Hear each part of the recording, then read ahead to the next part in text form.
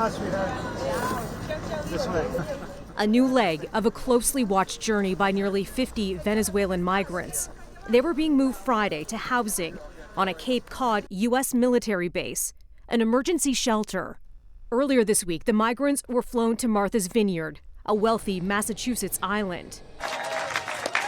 Florida's Republican Governor Ron DeSantis taking credit for the flights that the White House is condemning as a cruel stunt. Using migrants as political pawns is shameful. For months, Republican governors have been sending thousands of migrants from Texas and Arizona to several Democrat-run cities like Washington, D.C., where this group arrived Thursday, not far from Vice President Kamala Harris's home. This just part of a protest against the Biden administration's immigration policies. This man says he was not expecting to be left adrift after the 40-hour bus trip. GOP Texas Governor Greg Abbott vowing to keep sending migrants to places like D.C.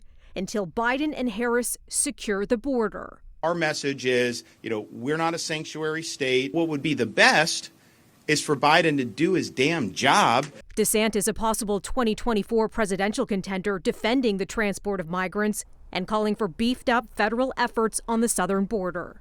CNN reports the U.S. is on track to see a record high of more than 2 million encounters at the U.S.-Mexico border by the end of the fiscal year. The U.S. president is accusing the Republicans of playing politics with human beings. Democratic Massachusetts State Representative Dylan Fernandez says DeSantis is using migrants as pawns. Using women and children for your own political gain, is cowardice. And he praised the Martha's Vineyard community for rallying to support the migrants, whose arrival said to have come as a surprise to the island and those on board the flights. The governor of Massachusetts, Charlie Baker, a Republican, says Martha's Vineyard does not have the resources to house the migrants for the long term. But their move to Cape Cod is voluntary, and up to 125 members of the Massachusetts National Guard will help with the relief effort.